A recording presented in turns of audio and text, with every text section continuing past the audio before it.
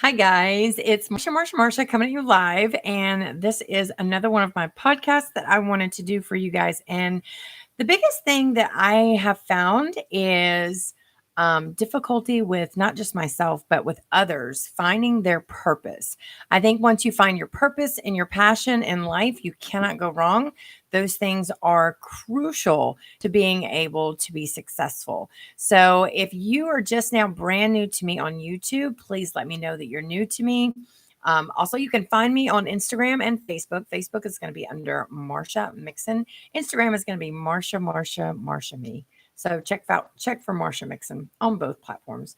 I'm also on just about any platform that's available out there. But today, I wanted to talk to you about one of the biggest struggles that I had in my personal life, and that was finding my purpose.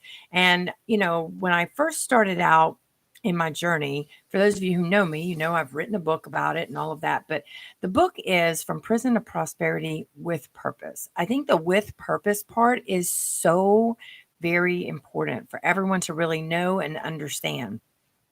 So, how do you find your purpose? I did not realize that all along my purpose was right there in front of me. Sometimes we miss the forest for the trees. And so I wanted to share with you guys how I was able to find that. Now, previous to me actually finding it, first of all, it was never lost. But previous to me finding my purpose, I actually was floundering from thing to thing, and there was just really a difficulty and a disconnect for me to see that I had any kind of value. And I really didn't see that I had any amazing talents, gifts, and abilities. I was that person really that thought everyone else had it going on but me. And so it was really hard for me to understand that, your purpose is usually right in front of you. And one of those things, there were so many different things that I should have paid attention to. Um, I will start with a few of the things that were super important to me that I just know that I was really good at. So first of all, if you know what you're really good at, I would love for you to share that with me and let me know. But what do other people say you're good at? That's really important to pay attention to. On top of that, what comes super easy for you that is hard for some other people? Now, that might look like, okay, I'm an amazing cook, or I am super motivating, or I'm great with childcare, or a lot of different things are going on. But if you don't really know what your purpose is, usually you overlook those gifts, talents, and abilities that are right there sitting at the surface that could benefit you in a huge way. So for me, my purpose really lies in encouraging and inspiring people. So what did that look like growing up? So growing up, that looked like I would have friends come to me and just talk their heart. I've had people say, it's so easy to talk to you. Like, I don't know why I just told you all this stuff about me, but I did because there's just something about you that makes me want to talk to you. So I am very approachable, and people just feel really, really super comfortable with me. So they don't mind sharing what's on their heart and their feelings and their emotions, and kind of asking me to take like a counseling type space for them and counsel them through things. So I learned early on I was that friend. I was that friend that people went to get the counseling, to get the shoulder to cry on, to get the advice about what do I do about this relationship or whatever things were going on. Like I was a fixer upper. Like I was that friend that everyone went to and said, hey, this is going on. How can we do something about it? And all of that. So, with that being said, that was a really clear indicator. Another indicator for me was I really like taking care of kids and stuff. My very first job was working at a daycare, so that put me in the caretaker category. So people who are caretakers are people who want to lift people up there. So I was also that kid that was super quiet and extremely bashful. So if I was in a classroom, like I didn't want to be seen, I didn't want to be heard.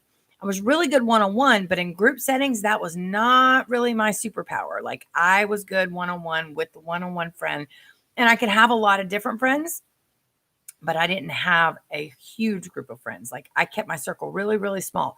Now that was my own inner insecurities that didn't believe that I had a purpose and didn't believe that I had a voice. And so if you think you don't have a purpose or you don't have a voice, you very much do. And I want you to know that. And I want you to be inspired by that. So if you feel kind of something pulling you and you're really thinking of other things that have come to your mind, like those are your things that you're really strong in, those are your purpose.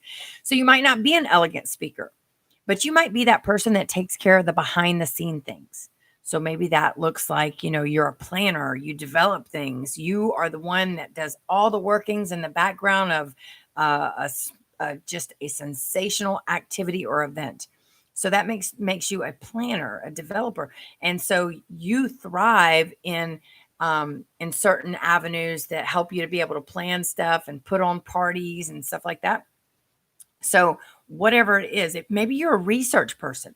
Maybe you have just spent a lot of time just Googling stuff and finding data. Like that was another thing I was really, really good at. As a matter of fact, I was so good at it that I literally saved my best friend's life. She was having, now I'm not a doctor by any means, but she was having certain symptoms in her body and she was having a really difficult time physically, and the doctors had put her on all these pain medicines. And then all of a sudden, I'm talking liquid morphine. All of a sudden, they're wanting to take her off of these kind of cold turkey, tell her the pain is in her head and that there's nothing wrong with her. And so I was like, whoa, what are you talking about? And then they said, we'll just remove your stomach. No big deal. We'll just remove your stomach and you'll be fine, but there was nothing wrong with her. It was in her head. I was like, what? That does not make any sense to me at all. So I'm a facts kind of person. You have to really give me some facts for me to wrap my head around something.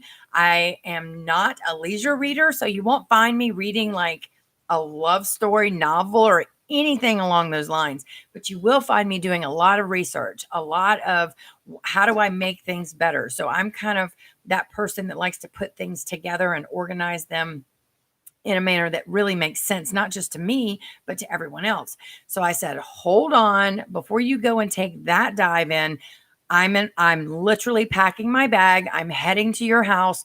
I need for you to get all of your medical documents together.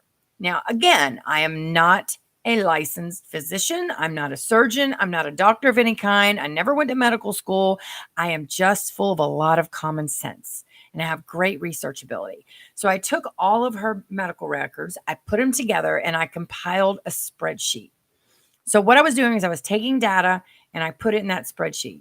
It had to be something to make sense. And as I did that, I began to notice patterns in every one of her doctor's visits and think what was happening and what was the effect of what was happening. And so as we pieced that together, we discovered, like, I was like, okay, where's the pain happening? So I did some research about that specific area of her body. And again, I'm not a doctor, but I took the time to put all this information together. So when I did, we discovered together that it was very likely that she was experiencing pain from adhesions that had formed around her spleen. Like she literally would have doubled over pain, and she was a trainer. So she would take a tennis ball and literally wrap it around her so that tennis ball would push in on that spot and relieve some of that pain. Well, what it was doing is it was pushing in on those adhesions. So it was scar tissue. Scar tissue was just kind of enveloping around that spleen and choking it. And so she was feeling that pain. So it was kind of like taking root on the insides of her. And so in the United States, they do not acknowledge that as an issue. And a lot of times they diagnose people as having, it's in their head, and they really don't acknowledge or diagnose that at that time. I don't know. Today maybe it's different. So again, I continued my research and I researched adhesions, and I went outside the United States and I found a doctor in Germany. His name was Dr. Krasinski, and he was able to take a look at what we had sent over to him and say, yeah, it sounds like that's what's going on. And he had a special surgery that only he created, to where, every time she had a surgery, they blew her stomach up with whatever gas that they used to expand it so they could do the surgery.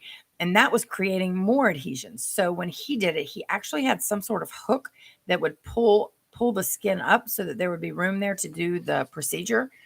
And he had a spray that would prevent that scarring. In other words, she would heal just too fast. Matter of fact, she had a tummy tuck and they put a belly button there and it just healed up too fast. So she was just a really super good healer. Her body just healed at a rapid rate.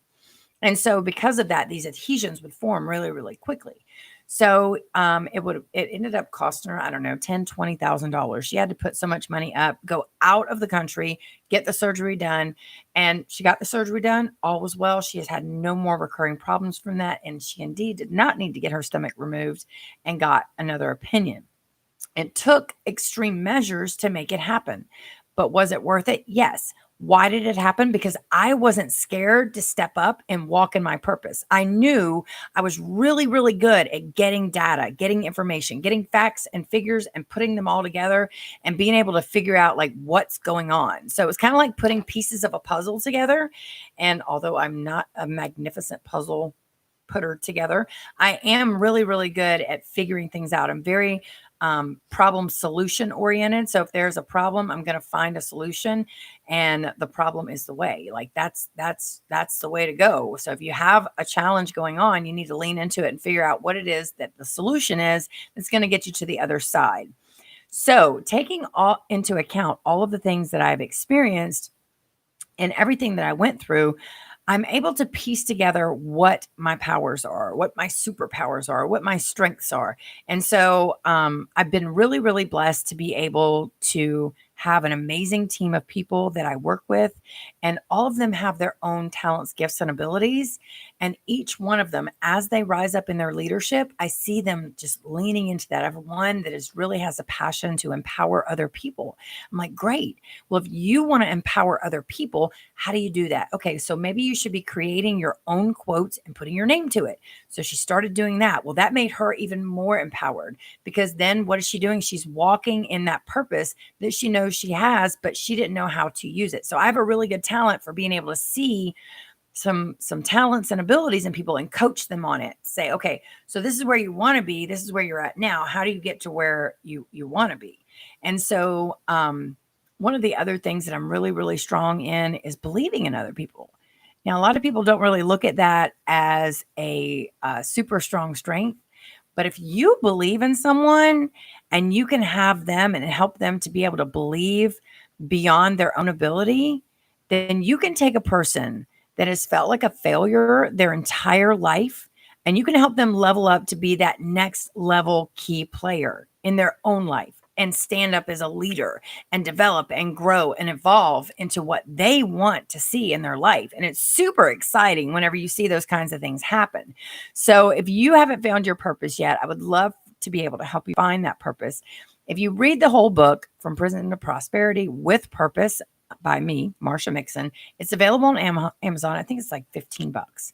It is really a good book. The whole last chapter and talks about how I went and ended up addicted to meth and alcohol and going to prison and losing my family and all of the connections that I had, and really truly evolving and submitting to God and finding out, like, what did he make me to be? Like, he had a purpose for me, or I wouldn't be here. He had a plan for me, or I wouldn't be here. So I think that's really, really important to know, that each and every one of us were born for a purpose. So if we haven't connected yet, please connect with me. Please share this to any friends or families. And please, please, please don't forget to hit that subscribe button. That's super, super important. We're at 850 right now at the moment of this recording.